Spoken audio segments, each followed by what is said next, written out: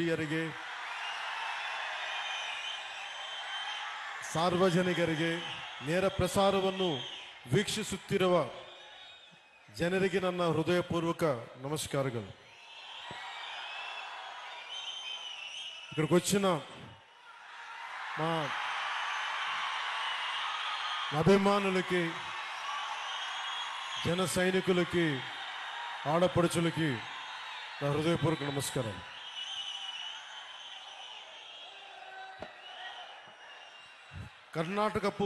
ಕರ್ನಾಟಕವು ಅದ್ಭುತ ಪರಂಪರೆ, ಸಂಸ್ಕೃತಿ ಮತ್ತು ಹಲವು ಪ್ರತಿಭೆಗಳಿರುವ ನಾಡು.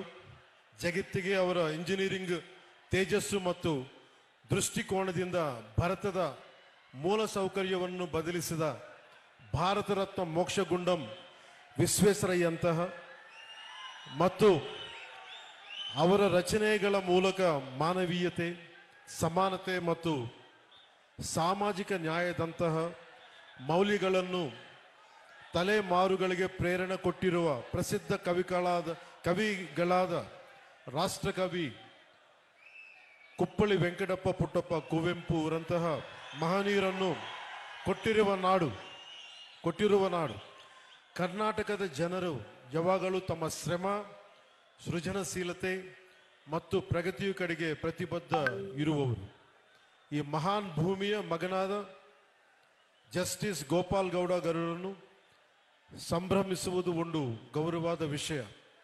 ಅವರ ಜೀವನ ಮತ್ತು ಕಾರ್ಯ ಕರ್ನಾಟಕವು ನೂರಾರು ವರ್ಷಗಳಿಂದ ಪಾಲಿಸಿರುವ ನಿಷ್ಠೆ ಮತ್ತು ಸೇವೆಯ ಮೌಲ್ಯಗಳನ್ನು ಪ್ರತಿಬಿಂಬಿಸುತ್ತವೆ.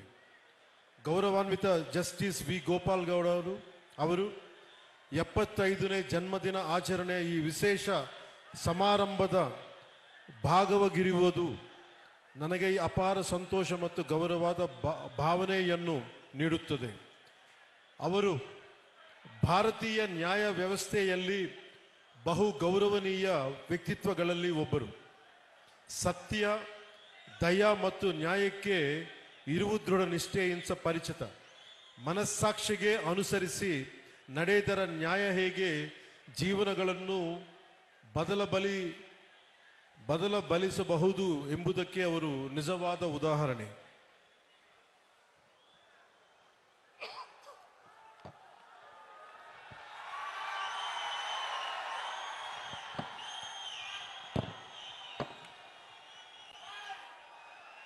ఒక వ్యక్తి తన జీవితాన్ని ఎలా జీవించాలి, పదవిలో ఉన్నప్పుడు తన శక్తిని ఎవరి కోసం ఉపయోగించాలి, పదవి దిగాక కూడా తన గళం ఎవరి కోసం వినిపించాలన్న ప్రశ్నకు సమాధానం మన కళ్ళ ముందే నిలబడిన ఒక వ్యక్తి రూపంలో ఉంది.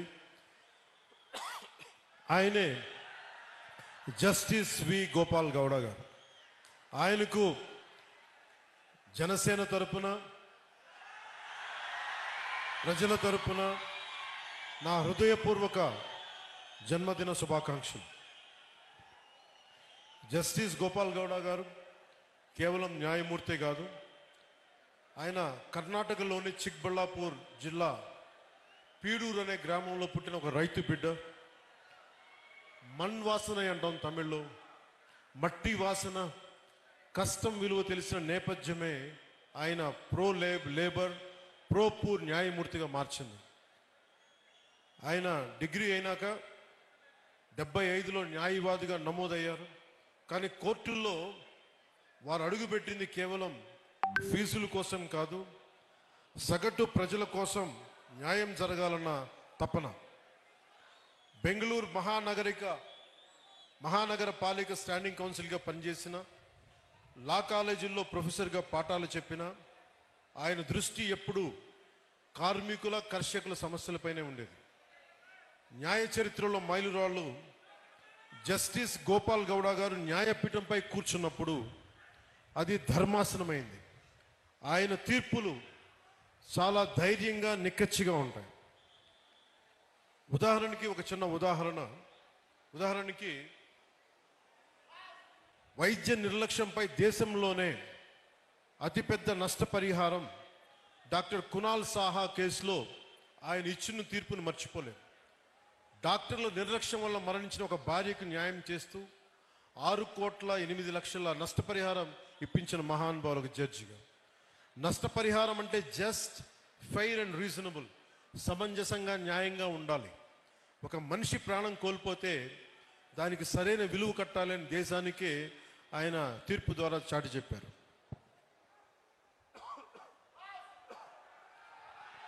కార్మికుడికి రక్షణ.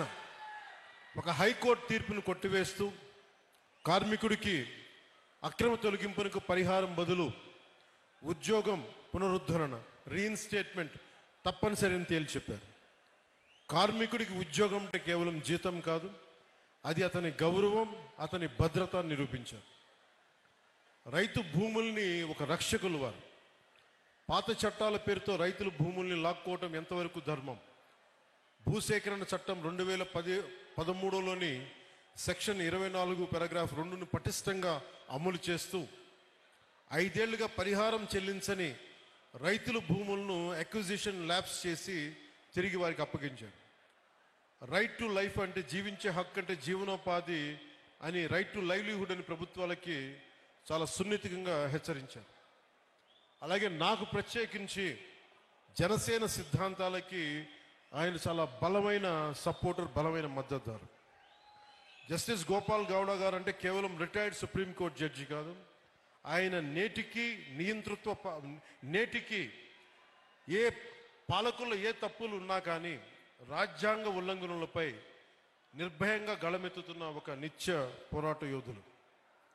ఆయన జనసేన సిద్ధాంతాలను, విలువలను ఎంతో గౌరవిస్తారు. అందుకే చాలా పరిస్థితుల్లో మేము చేసిన పోరాటంలో ఆయన పాలు పంచుకున్నారు. భూసేకరణ చట్టంపై కావచ్చు, నల్లమల యురేనియం తవ్వకాలు కావచ్చు, అలాంటి సమావేశాలు ఆయన ఇచ్చిన దిశానిర్దేశం మా పోరాటానికి బలం. ఇటీవల గత ప్రభుత్వాలు ఉన్నప్పుడు రాజధానుల ఆలోచనపై న్యాయపరమైన అంశాలను చాలా నిర్మోహమాటంగా, నిక్కచ్చిగా చెప్పారు. ఆయన ధైర్యం, ఆయన నిబద్ధత, ఆయన విలువలతో కూడిన రాజకీయం, ఇవన్నీ జనసేన లక్ష్యాలు. యువ న్యాయవాదులకు, ప్రజానాయకత్వానికి, రాజ్యాంగాన్ని కాపాడాల్సిన అవసరాన్ని ఆయన నిరంతరం గుర్తు చేస్తారు.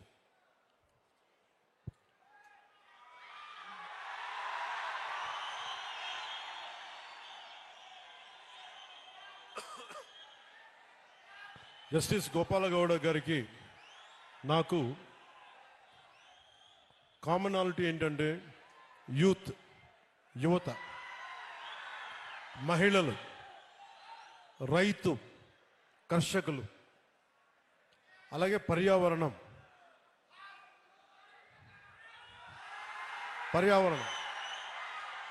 ఇవన్నీ మేమిద్దరం మాట్లాడుకున్నప్పుడల్లా ఆయన రెగ్యులర్గా, నేను ఉప ముఖ్యమంత్రి అయిన తర్వాత కూడా నాకు ఫోన్ చేసి ఆయన శుభాశీస్సులు తెలిపారు, శుభాకాంక్షలు తెలియజేశారు. ఇలాంటి మహానుభావుల పరిచయం, ఇలాంటి మహోన్నతమైన వ్యక్తుల పరిచయం జనసేనకి చాలా అండ. నాకేం అవసరం లేదు, మన భవిష్యత్తు కోసం, మన బిడ్డల భవిష్యత్తు కోసం, మీ తరాల భవిష్యత్తు కోసం. సినిమాల్లో పీక్ సక్సెస్లో ఉన్నప్పుడు, ఖుషి తర్వాత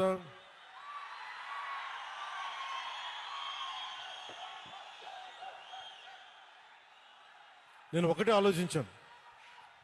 సినిమాల్లో మాట్లాడటం ఒక విధానం అయితే 2-3 గంటలు ఎంటర్టైన్మెంట్ అయిపోద్ది, కానీ ఆ స్ఫూర్తి జీవితంలో తీసుకుంటే ఎలా ఉంటుందని 2000 ఆలోచిస్తే ఈరోజు కొద్దిగా ఫలితం చూస్తున్నాం.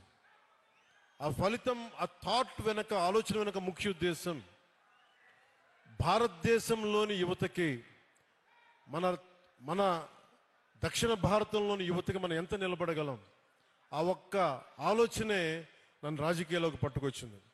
అలా రాజకీయాల్లోకి వచ్చినప్పుడు గోపాల్ గౌడ గారు లాంటి వ్యక్తులు నిరాశ నిస్పృహతో ఉన్నప్పుడు, ఓడిపోయినప్పుడు నా భుజం తట్టి నువ్వు బలంగా ఉండు, మంచి రోజులు వస్తాయని చెప్పిన బలమైన వ్యక్తి నాకు.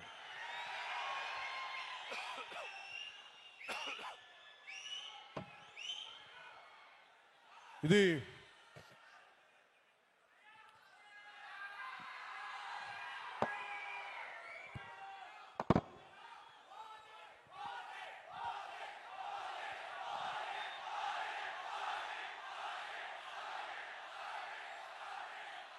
ఈ సందర్భంలో సినిమాలు ఇవన్నీ ఆనందం మంచిది, కానీ మనకి సినిమాకి వెళ్ళి చూడాలన్నా పర్యావరణం కానీ అలాగే కుల కట్టుబాట్లని ఛేదించి కులాల్ని దాటి మనం భారతీయులుగా ముందుకెళ్ళాలి. ఇలాంటివన్నీ కూడా నాకు గోపాల్ గౌడ గారి సంభాషణలు దొరుకుతూ ఉంటాయి. అలాగే ఇక్కడికి రాగానే చాలామంది పెద్దలంతా మాట్లాడారు. ఇక్కడ మనకి నీటి సమస్య ఉందని, పెన్నార్ మరియు పలార్ నదీ పరివాహక ప్రాంతం మీద 10,000 చదరపు కిలోమీటర్ల వరకు విస్తరించి ఉంది మన పూర్వపు కోలార్ ప్రాంతం. ఒకప్పుడు ఇది సిటీ ఆఫ్ లేక్స్, సరస్సుల నగరంగా పేరుగాంచిన బెంగళూరుకి దగ్గరలో ఉన్న ఈ కోలార్ ప్రాంతంలో దాదాపు 5,000 పైగా చెరువులు ఉన్నాయి. ఈ ప్రాంతం మన దక్షిణాసియా ఖండంలోనే ఎక్కువగా సరస్సులు చెరువులు కలిగి ఉన్న ప్రాంతం. ఇది మన పూర్వీకులు మధ్యయుగ పాలకులు నీటి సంరక్షణ, నీటి పరివాహక నిర్వహణ వారికి ఉన్న అపార విజ్ఞానానికి నిదర్శనం.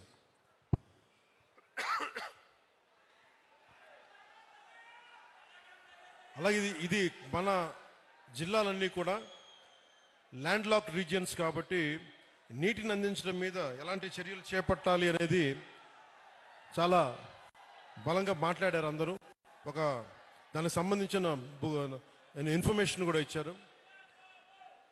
అలాగే కోలార్, చిక్బళ్ళాపూర్ జిల్లాలు బెంగళూరుకు ఆహారాన్ని అందించే అక్షయ పాత్ర ఈ రోజున నీటి ఎద్దడితో ఇబ్బంది పడుతూ ఉన్నారు. దీనికి సంబంధించి సోదర భావంతో మీ సమస్యని పరిష్కరించడం కోసం ఒక ప్రయత్నం చేస్తారని మీకు తెలియజేసుకుంటా ఉన్నాను.